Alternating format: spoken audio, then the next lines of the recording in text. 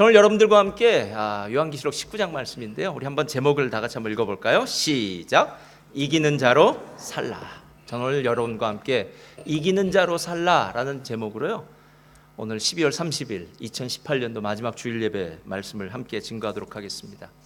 유대인의 글에 보면은 여러 가지 이야기들이 나오는데요. 그 글 중에 참 생각나게 하는 경구가 있습니다. 승자와 패자라는, 그러니까 이기는 사람과 지는 사람이겠죠. 승자와 패자라는 두 부류의 사람을 나눌 때에 이런 식으로 구분한다고 합니다. 승자는 몸을 바치고 패자는 혀를 바친다. 그러니까 말하기 쉽다는 거죠. 그러나 몸쓰기는 쉽지 않습니다. 승자는 행동으로 증명하고 패자는 말로 행위를 변명한다. 승자는 책임지지만 패자는 약속을 남발한다. 승자는 벌받을 각오로 살다가 상 받고 패자는 상을 위하여 꾀를 부리다가 벌을 받는다. 승자는 사람을 섬기다가 감투를 받고 패자는 감투를 바라보다가 바가지를 쓴다. 승자는 잘못했을 때에 내가 잘못했다고 하지만 패자는 너 때문이야 라고 말한다. 이외에도 여러 가지가 있는데요. 마지막 이해가 참 마음에 와 닿습니다. 승자는 내가 잘못이야. 그러나 패자는 너 때문이야 라고 얘기해요. 집에서 많이 듣던 얘기죠. 너 때문이야. 무엇 때문이야 라고 얘기합니다. 저는 승자의 삶을 정말 살기를 원합니다. 여러분은 어떤지 모르겠어요. 매년 12월 30일이죠. 마지막 날이 될 때 나는 과연 올 한 해를 진짜 이기는 자, 승자로 살았던가? 아니면 내 인생은 올 한 해 정말 패배로 점철된 삶을 살았던가? 한번 이렇게 되돌이켜 보게 됩니다. 올 한 해는 제가 요한계시록을 참 많이 봤는데요. 요한계시록의 가장 마지막 정점이 하이라이트가 바로 요한계시록 실은 19장입니다. 왜냐하면 요한계시록 19장이야말로 하나님 나라의 천상에서 벌어지는 어린 양의 혼인잔치의 이야기가 나오는데 이 어린 양의 혼인잔치야말로 하나님 나라의 백성들이 기대하고 바라보고 소망하는 가장 큰 축복된 잔치를 말하고 있기 때문에 요한계시록의 19장이야말로 정말 대단한 장이에요. 근데 요한계시록 전체가 실은 이기는 자에 대해서 참 많이 이야기하고 있는데 소아시아 7교회를 향해서 말할 때도요.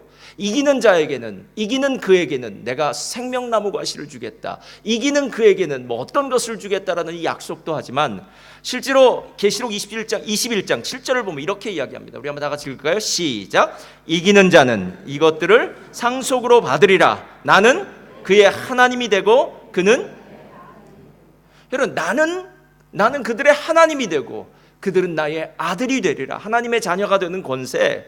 그것을 누가 받느냐 하면은 이기는 자가 받는 것이고요. 이기는 자는 구원받은 사람이고요. 이기는 자는 이 땅에서의 모든 고난의 시간을 다 지나고 난 다음에 그 어린 양의 혼인잔치에 참석해서 어린 양의 신부가 되어서 잔치자리의 주인공이 되는 사람들, 이 사람들을 바로 오늘 이기는 자, 구원받은 자라고 이야기하는데요. 저는 우리 멜번 순복음교회 오늘 예배에 참석한 모든 분들이 신앙 경주와 전쟁에서 승리하시기를 예수님의 이름으로 축원드립니다. 자, 그래서 오늘 우리가 보고 있는 19장은 바로 승리한 사람들이 모여서 잔치하는 모습인데요. 그 유명한 어린 양의 혼인 잔치가 있기 위해서는 우리가 반드시 잊지 말아야 될 것이 있어요. 저를 따라하시 바랍니다. 잔치가 있기 전에는 반드시 전쟁에서의 승리가 있어야 합니다. 그러면 전쟁이 있어야 돼요. 전쟁이 있다는 것은요, 만약에 우리가 잔치를 벌이는데 주변의 적들로부터 위협을 받는다거나 아니면 포위가 되었다거나 아직도 적들이 호시탐탐 우리를 노리고 있는 상황이라면 절대로 행복한 잔치를 벌일 수가 없더라라는 거예요. 게다가 옛날의 전쟁은 언제나 전쟁의 상대편과 싸우고 난 다음에는 적들이 가지고 있던 전리품들을 내가 가져오는 노획하는 그런 일들이 있었기 때문에 실은 이 전리품을 노획하고 적들은 모두 심판을 받고 멸망을 당하고 죽게 된 것, 그 순간에 잔치를 베풀 때 그 잔치가 바로 행복한 잔치요 기쁨의 잔치가 되더라라는 것입니다. 오늘 우리가 읽고 있는 이 계시록을 받았던 1세기의 그리스도인들은 지금 고난 가운데 살고 있던 그리스도인들이었습니다. 그들은 황제를 숭배해야 된다라는 그런 이단의 종교죠. 우상의 종교들을 섬겨야 됐고 그리스도인으로 살기 때문에 많은 순간 어려움을 받았던 사람들이었습니다. 그들을 향해서 오늘 하고 있는 이야기는 아니야, 하나님께서 종국적으로는 승리를 가져오실 것이며 그 승리를 가져올 때 로마 제국은 완전히 멸망하게 될 것이고 하나님 나라의 백성들은 드디어 하나님의 은혜 가운데 신원함을 받아서 이제 하나님 나라의 잔치자리에 참여하게 될 거야 라는 그런 이야기를 하고 있는 부분이 바로 이 부분이라는 거예요. 그래서 계시록 18장 20절 21절에는 오늘 우리가 읽은 이 절에 바로 전에는 이런 이야기를 하는 거예요. 하늘과 성도들아, 사도들과 선지자들아, 그로 말미암아 즐거워하라. 하나님이 너희를 위하여 그에게 심판을 행하셨음이라 하더라. 이에 한 힘센 천사가 큰 맷돌 같은 돌을 들어 바다에 던져 이르되, 다 같이 읽겠습니다. 시작. 큰 성 바벨론이 이같이 비참하게 던져져 결국 아니하리라. 여러분, 하나님의 심판은 어떤 모습으로 계시록에 그리냐면요, 큰 지진이 나서 완전히 폭삭 무너져버린 건물과도 같다라는 거예요. 마치 맷돌을 바다에 던지고 나니까 더 이상 그 맷돌이 떠오르지 않고 바닷속에서 사라져버렸듯이 바벨론이 그런 심판을 받는다. 하늘에서 불이 떨어져서 하나님께서 모든 적들을 불살라버린다 하는 건, 이런 식의 표현들이 바로 바벨론에 대한, 로마 제국에 대한 우리의 원수인 사단과 죽음에 대한 하나님의 심판의 메시지더라라는 거예요. 그러면 그렇게 심판을 견뎌내고 이겨내고 하나님 나라의 혼인잔치에 간 사람들은 도대체 무슨 일을 할까요? 오늘 1절 말씀 한번 나같이 읽을까요? 시작. 2일 후에 내가 들으니 하늘에 허다한 무리에 큰 음성 같은 것이 있어 이르되 할렐루야, 구원과 영광과 능력이. 여러분, 하나님 나라에 가서 이제 뭐 하냐면요, 잔치를 벌 땐 할렐루야 하는 거예요. 할렐루야. 할렐루야라는 것은요, 할랄이라는 단어와 야라는 단어가 붙여져서요, 하나님 여호와를 찬양하라라는 얘기예요. 여러분, 실제로 우리가 이 세상에 살 때 찬양을 좀 잘 해야 됩니다. 예. 왜냐하면 저쪽 가면은 매일 찬양을 해야 됩니다. 그러니까 나는 찬양이 싫다 하는 사람들은요, 찬양에 익숙해지도록 해야 돼요. 그런데 오늘 이 어린 양의 혼인잔치에 찬양이 의미 있는 이유는 무엇이냐면, 할렐루야라는 이 말이 여러 가지 의미로 이야기되어지는데, 오늘 1절을 보니까 이렇게 얘기하는 거예요. 우리의 큰 음성이 있어 할렐루야, 구원과 영광과 능력이 우리 하나님께 있도다. 그러니까 하나님이 지금 바벨론을 향한 심판을 행하신 그 일에 대해서 할렐루야라고 하라는 거예요. 얼마 전에 베트남의 박항서 감독이 스즈키컵인가요? 우승컵을 들고 탁 드는데, 와, 베트남 사람 난리가 났더라고요.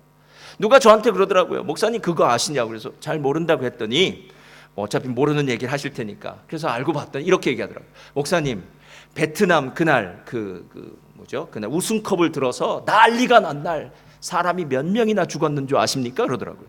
24명이나 죽었다는 거예요. 그게 진짜인지 가짜인지 모르겠는데, 하여튼 오토바이를 타고 나가서 아주 환영을 하다가 축하를 하다가 그들이 기쁨에 겨워서 교통사고가 났는지 어떻게 났는지 그 많은 사람이 죽게 됐더라는 거예요. 여러분, 그게 진짜 오늘 할렐루야를 외치는 그 사람들이 기뻐 뛰는 모습이에요. 기뻐 뛰는, 정말 죽음까지도 불사하듯이 그들은 거리로 뛰쳐나와서 베트남 챔피언 그랬겠죠. 예.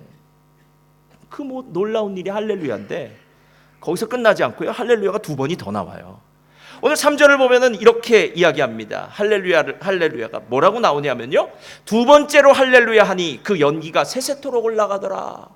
2번째로 연기가 난다는 건 무슨 뜻이냐면요, 지금 바벨론이 불타고 있는데 그 불타는 연기가 계속 하늘로 올라간다는 거예요. 그럼 우리는 옆에서 그 불타는 연기를 구경하면서, 그렇구나, 그 큰 성읍, 음행하던 성읍, 그 로마가, 그 바벨론이 이제 멸망을 당했구나 하는 것입니다. 예전에 제가 시드니 살 때에 아침에 일어나면 매캐한 냄새가 날 때가 있었습니다. 그리고 하늘은 자욱한 연기가 있었어요. 그건 산불 났다는 증거예요. 아, 산불이 아직도 완전히 진화되지 않았구나 하는 모습과 똑같은 거예요. 하나님이 심판하셨다. 할렐루야. 근데 그 할렐루야에서 끝나지 않고요, 4절에도 또 등장해요. 24장로들과 네 생물이 엎드려 하나님께 경배하며 이르되 아멘 할렐루야 하니. 실제로 우리들뿐만 아니라 24장로라는 건 모든 성도들, 순교당한 성도들의 대표자들이고요, 그리고 네 생물이라는 건 천사들을 의미한데, 천사와 모든 구원받은 사람이 하나님을 향해서 할렐루야 하더라는 거예요. 그러니까 천상에서 어린 양의 혼인잔치의 가장 하이라이트는 할렐루야, 하나님을 찬양합니다라는 거예요. 저는 어린 양의 혼인잔치에 이렇게 할렐루야 하나님을 찬양합니다라는 이야기를 생각하다가요, 두 가지를 좀 봐야 되겠다 하는 생각이 들었어요. 도대체 무엇이 성도들에게, 도대체 무엇이 이 땅에 살고 있는 모든 피조물을 향해서 하나님을 찬양하고 할렐루야 하라고 했을까? 두 가지 부분을 한번 생각해 봤어요. 첫째는, 자, 펴주세요. 다 같이 읽겠습니다. 시작. 지는 것처럼 보여도. 여러분, 이 이야기를 이제 잘 들으셔야 돼요. 그리스도인의 삶은 강자가 아니라 약자의 삶을 살 수밖에 없습니다. 초신자와 중신자가 싸우면 무조건 초신자가 이깁니다. 예.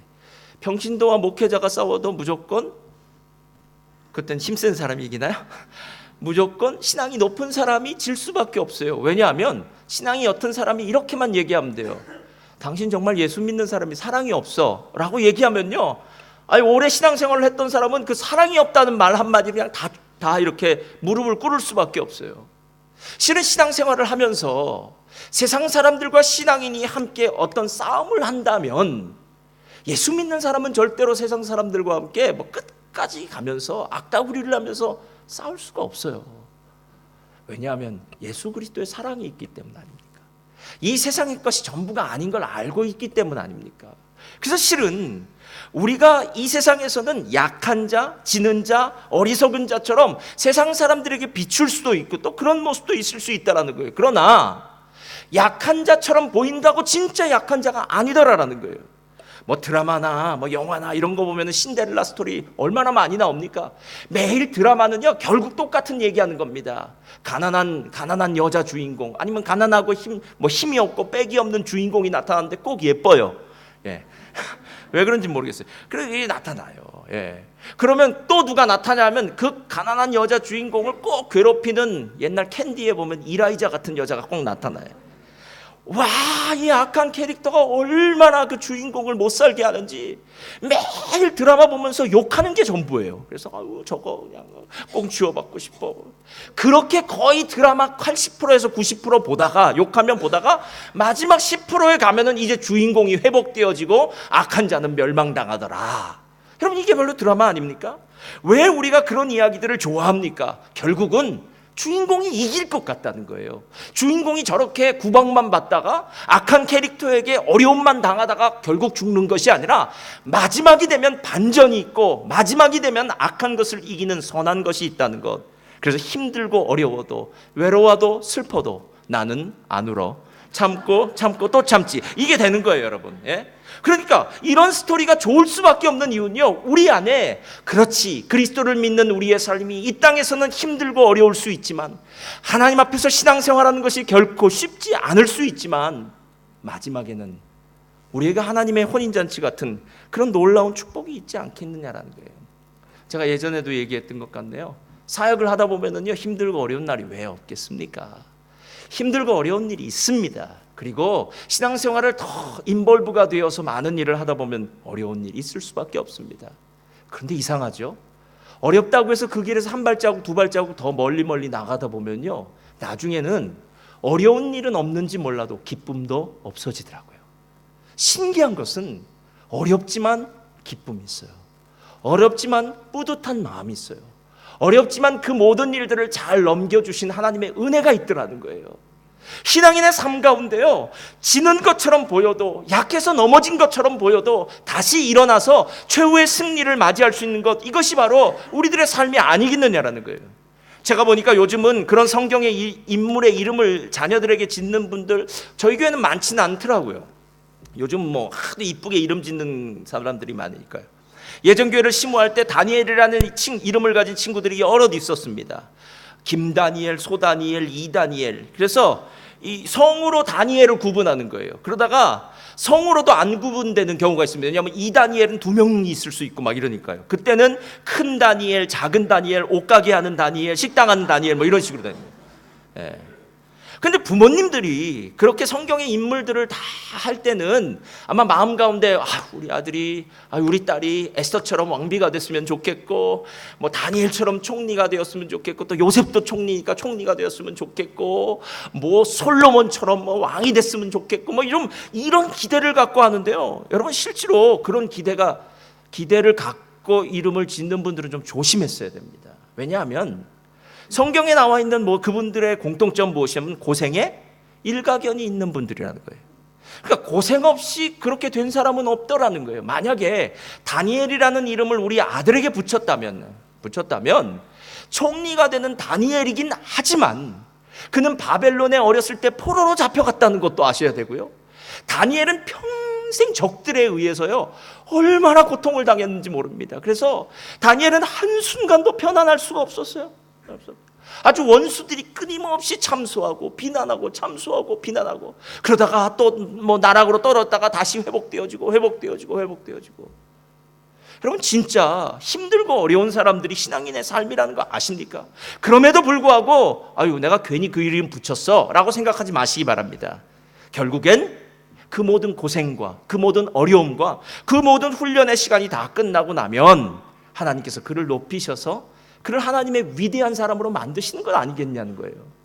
여러분, 지금은 힘들고 어려워도 우리의 인생의 전부가 지금에 있다면, 현재에 있다면 힘들고 어려우니까 이거 빼면 됩니다. 안 하면 됩니다. 그러나 만약에 지금 힘들고 어려워도 우리에게 미래가 있다면, 소망이 있다면, 마치 봄에 씨를 뿌리는 농부가 가을에 추수의 기쁨을 누리고 싶다면, 운동 경기를 위해서 열심히 자기를 쳐서 복종시키는 운동선수가 그 경기에서 금메달을 딸 것을 기다린다면, 여러분, 우리의 인생 가운데 지금 조금 어려운 거 참고 이겨놔야 되는 것 아니겠느냐는 거예요.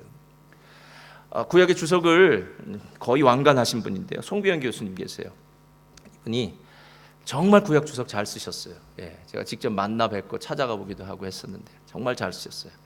이분이 책을 내셨더라고요. 책을 내셨는데, 에세이 같은 책을 내셨는데 제목이 내 눈물 별이 되어, 그렇더라고요. 내 눈물 별이 되어.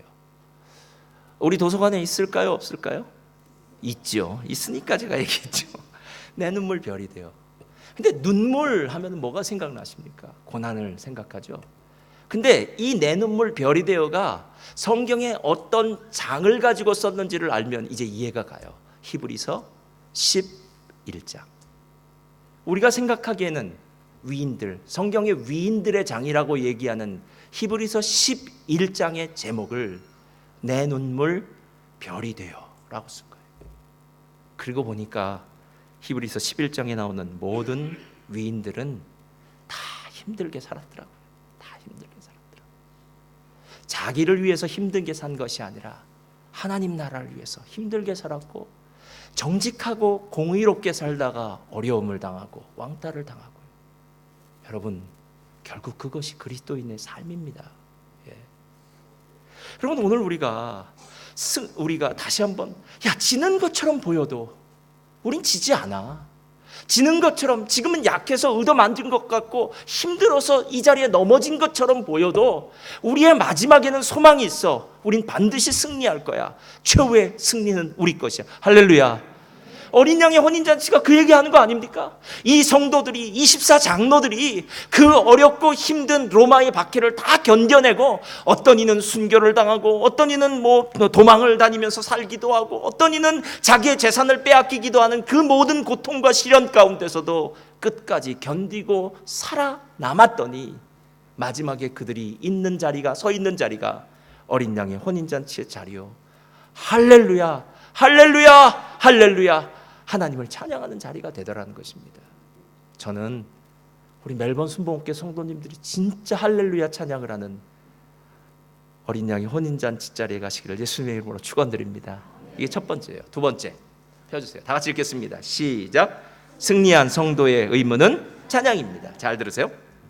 오늘 이 어린 양의 혼인잔치에서 주목해야 될 구절이 있어요. 실은 저희가 마지막 절인데요, 5절 말씀이에요. 5절 말씀. 이것은 요한계시록에 딱 한 번 나와 있는 모습이 보이는데요, 다 같이 함께 읽겠습니다. 시작. 보좌에서 음성이 나서 이르시되 하나님의 종들 곧 그를 경외하는 너희들아, 작은 자나 큰 자나 다 우리. 여러분, 성경에서 우리를 향해서, 특히 요한계시록에서요, 다른 성경이 시편에서는 그렇게 하는데요, 이 요한계시록에서 하나님의 백성들을 향해서 찬송하라 라는 구절은 이것밖에 없어요. 그냥 찬송을 해요. 천사들은, 하늘에 있는 하나님의 구원받은 24장로들은 그냥 찬송을 해요. 하나님께, 어린 양과 보좌에 앉으신 하나님께 찬양과 경배를 드립니다 해요. 그러나 오늘 19장 5절에는 그 어린 양의 혼인잔치, 모든 악한 세력들을 물리치고 난 다음에 혼인잔치에서는 뭐라고 이야기하냐면은 큰 자나 작은 자나 하나님의 종들, 여호와를 경외하는 모든 자들아 하나님을 찬양하라 라고 얘기하는 거예요. 제가 정말 친구처럼 가깝게 생각하는 한 목사님이 계세요. 이 목사님은 음치 박치에 노래만 불렀다면 정말 가슴이 떨려요. 가슴이 떨려요. 우리 장로님 저번에 저한테 이런 얘기 하셨어요. 그 장로님 나쁜 얘기 아니에요. 저한테 이런 얘기 하셨어요. 그 자꾸 찬양을 은혜로만 부른다, 은혜로만 들으라고 하는 사람들이 좀 거슬린다고 그렇게 하시더라고요. 맞아요, 여러분. 찬양을 하는데 은혜로만 부를 수는 없잖아요. 근데 그 생각을 제가 오늘 19장 5절에서 바꿨습니다. 차라리 은혜로만이라도 부르면 좋겠어요. 은혜로만이라도. 그 목사님의 그 절절한 음치박치의 이런 찬양으로 찬양을 시작하면 성도님들은 뒤에서 아주 죽어요. 언제 끝나나. 그럼에도 불구하고 그 목사님은요, 감격해서 찬양을 시작하는 거예요. 감격해서요. 여러분, 하나님을 찬양하는데 잘난 사람, 못난 사람 있을까요? 큰 자, 작은 자 있을까요? 잘하는 사람, 못하는 사람 있을까요? 그렇다고 해서 못하는 사람이 앞에 나서 부르라는 건 아닙니다. 그렇지만 중요한 것은 하나님께 구원받은 모든 백성들은 하나님을 찬양을 해야 되지 않겠느냐는 거예요. 할랄 찬양이라는 이 할랄이라는 의미는요, 아주 중요한 의미예요. 할랄이라는 찬양은요, 그냥 기쁨에 겨운 거예요. 자랑하는 것, 찬양하는 것, 가만히 앉아 있어서 찬양하는 것이 아니라 하나님을 향해서 일어나서 찬양하라는 것, 두 손을 들고 찬양하는 것이 할랄의 찬양이에요. 그러니까 어린 양의 혼인잔치에 참석한 모든 고난의 시간을 이기고 난 하나님의 보좌 앞에 선 그 사람들이 하나님을 찬양할 때는 마치 다윗이 법궤가 예루살렘에 들어올 때 엉덩이가 다 보이도록 그렇게 옷이 다 내려간지도 모르게 하나님을 찬양하고 춤추듯이 그렇게 찬양하는 모습이더라는 거예요.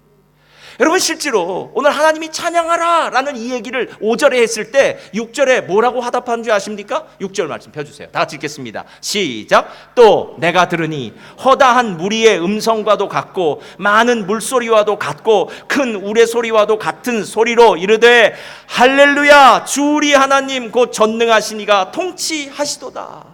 여러분, 좀 전에 찬양하라 그랬잖아요. 너희 피조물들아, 큰 자나 작은 자나 여호와의 종들아, 하나님을 경외하는 자들아, 하나님을 찬양하라고 할 때 어떤 소리가 들리면 허다한 무리의 음성과도 같고 많은 물소리도 같고 큰 우레소리와 같은 소리로 이르되 온 천지 만물이 하나님을 찬양하라. 할렐루야, 할렐루야. 이 찬양 소리가 들려지기 시작하더라라는 거예요. 장엄한 심포니가 온 우주에 울려 퍼지고 있는 것입니다. 할렐루야라는 그 찬양 소리가 어느 한두 사람이 하는 것이 아니라요, 마치 우리나라 사람들 그 떼창 좋아하더라고요. 진짜 큰 인기 있는 유명 가수가 나타나서 그 가수의 노래를 떼창 부를 때 부르듯이 천상에 모인 모든 사람들이 구원받은 하나님의 은혜에 감격해서 할렐루야 찬양을 부르는 것. 여러분, 그 감격 한번 누리고 싶지 않으십니까?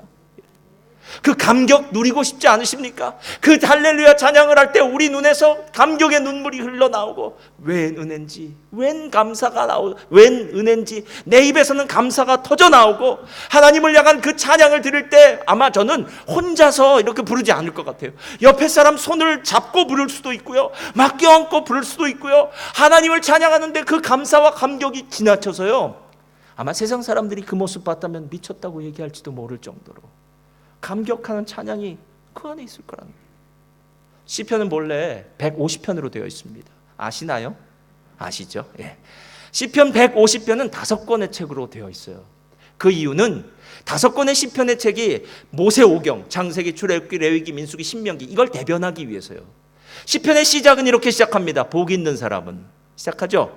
복 있는 사람은 악인의 꾀를 좇지 아니하고 죄인의 길에 서지 아니하고 오만한 자의 자리에 앉지 아니하고 오직 여호와의 율법을 즐거워하여 그 율법을 주야로 묵상하는 자로다. 여러분, 이 이야기는 아담과 같아요. 처음 창조된 아담, 하나님의 말씀, 하나님과 함께 있었던 아담. 그 다음, 저는 시냇가에 심은 나무가 시절을 쫓아 과실을 맺으며 그 잎사귀가 마르지 아니함 같으니, 이건 에덴 동산의 모습 같아요. 여러분, 시편의 1편은요 창세기 1장과 2장 같아요. 진짜예요. 창세기 1장과 2장에 아담과 하와가 에덴 동산에서 누렸던 축복이 바로 시편 1편에 등장하고 있어요. 그런데 문제는 시편 1편에 등장하던 그 아담이 하나님의 백성이 죄를 짓는다는 거예요. 하나님께 불순종하고 자기 멋대로 살아요. 그래서 그 죄로 인해서 인간은 더 이상 하나님 앞에 복 있는 자가 아니라 죄인이 된 것이고, 죄인은 죽을 수밖에 없고 사망의 그림자인 고통과 저주와 질병과 문제와 어두움이 그들의 삶을 뒤엎었다는 거예요. 그래서 예수 그리스도를 이 땅에 보내주세요. 시편 22편 그리고 메시아 시편들이, 시편 110편, 메시아 시편들이 예수님 보내주셨다는 얘기예요. 그런데 시편 마지막 편은 오늘 우리가 읽고 있는 요한계시록 19장이라는 거 아세요? 시편 마지막 편인 150편 6절 마지막 절은 이렇게 이야기합니다. 우리 한번 다 같이 읽겠습니다. 시작. 호흡이 있는 자마다 할렐루야. 이걸로 끝나요. 이제 아시겠어요, 여러분? 나 신앙생활 잘했어. 나 지금까지 잘 봉사도 하고 헌금도 하고 그래도 나는 연조 있게 신앙생활했어. 여러분, 이게 중요한 게 아닙니다. 마지막 자리에서 할렐루야 찬양을 불러야 되는 거예요. 그러니까 일일이 하나님이 너 진짜 예수 잘 믿었어, 못 믿었어, 반쯤 믿었어, 3분의 2, 50%, 20% 이거 물어볼 필요 없어요. 마지막 그 자리에 있는 모든 사람들이 할렐루야 하고 찬양을 부를 때 바로 그 모든 사람들 앞에 하나님의 구원의 은혜가 풍성하게 있었다는 것을 증명하는 증명서가 발급되더라는 거예요. 제가 오늘 설교를 준비하다가 제 마음도 좀 뜨겁고 은혜스러워졌으면 좋겠다 생각해서 유정옥 목사님, 유정옥 사모님, 유정옥 사모님 글을 다시 읽었습니다. 도서관에 있을까요, 없을까요? 있어요. 제가 예전에 안 얘기했던 얘기예요. 유정옥 사모님 이제 가정 얘기를 하시더라고요. 미신을 섬기던 집에 시집을 와서 예수를 전해요.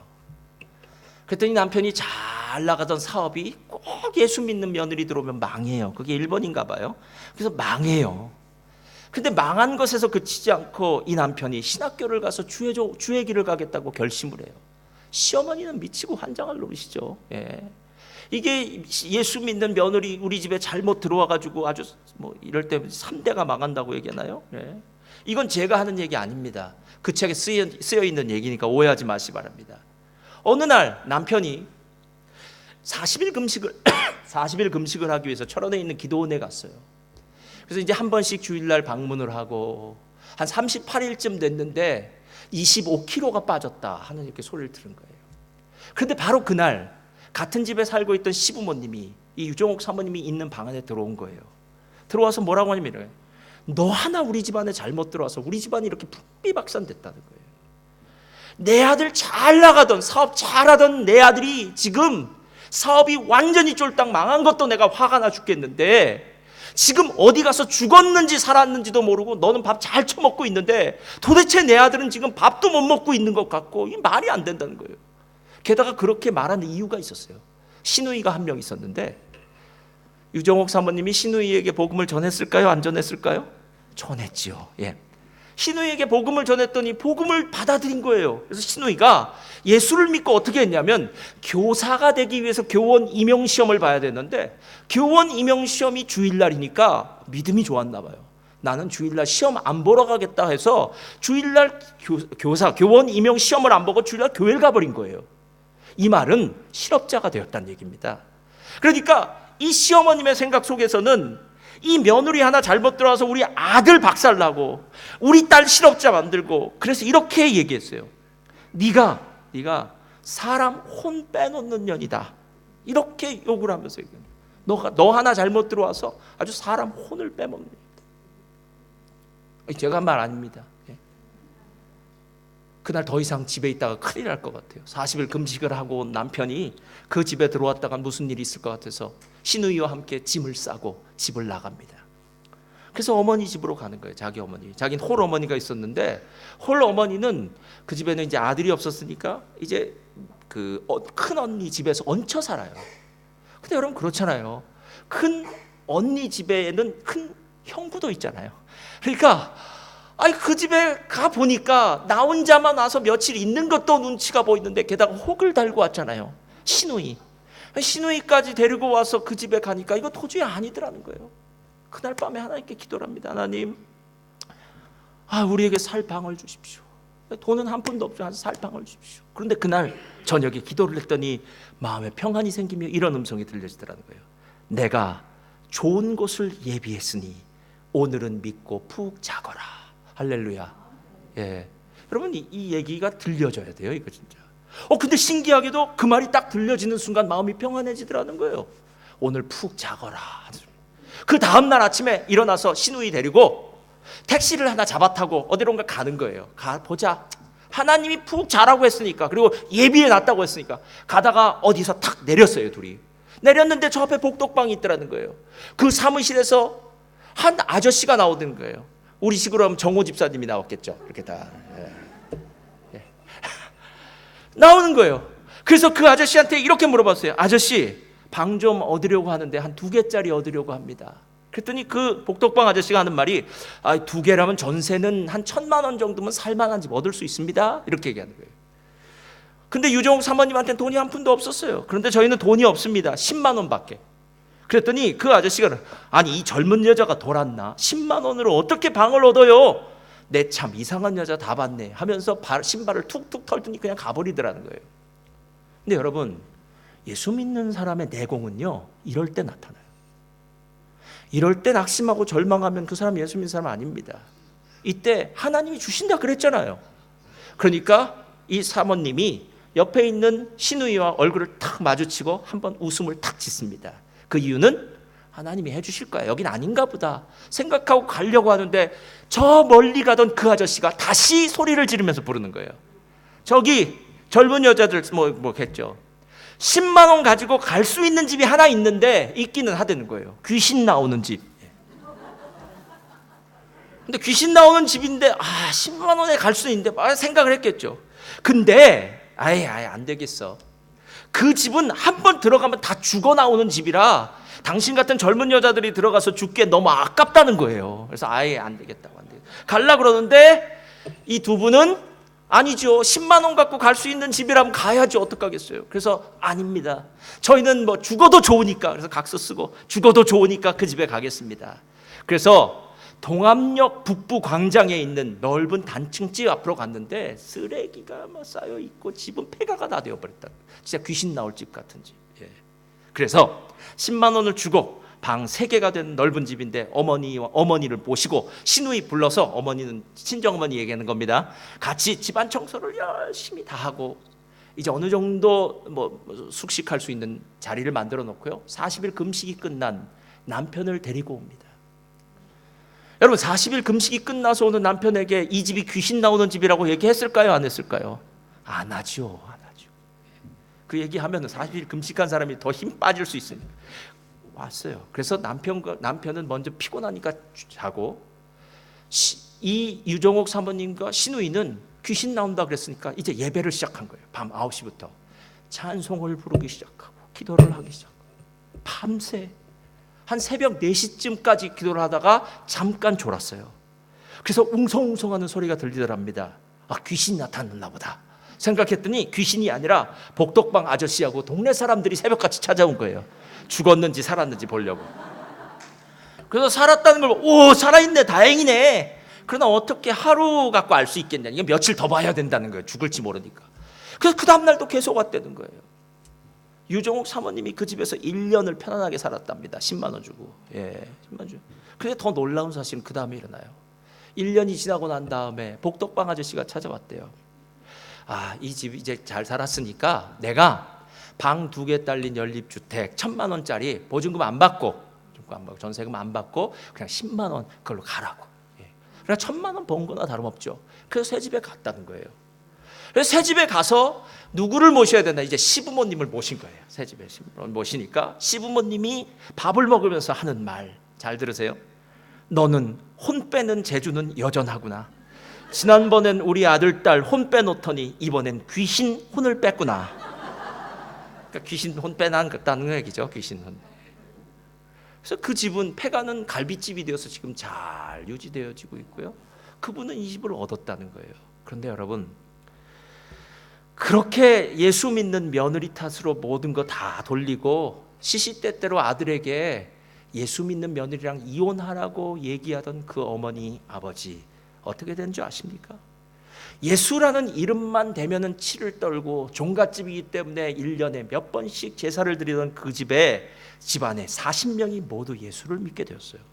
남편은 목사가 되고 시누이는 사모가 되고 아버님은 집사가 되고 어머님은 권사가 되고 숙부님은 집사님, 숙모님은 권사님, 고모님은 권사님, 시동생도 집사 되고 할렐루야. 종갓집이 더 이상 제사 드리지 않고 제사 다 없애버리고 제삿날에는 40명이 넘는 가족이 다 모여 주님을 힘차게 찬양하게 되었다는 거예요. 할렐루야. 여러분, 이게 어린 양의 혼인잔치 아닙니까? 예.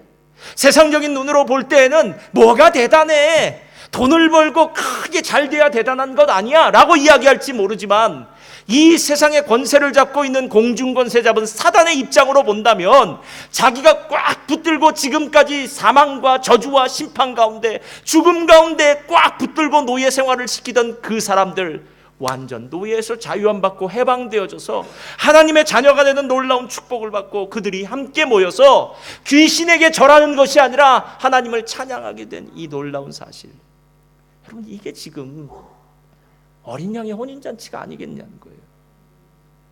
멜번 순복음교회 여러분들, 지금 잘 살고 싶으십니까? 아니, 지금 잘 살고 싶은 건 우리 모두의 마음이죠. 그러나 지금 잘 살고 싶은 것보다 정말 가져야 될 건요, 어린 양의 혼인잔치에 내가 함께 있어야 된다는 거예요.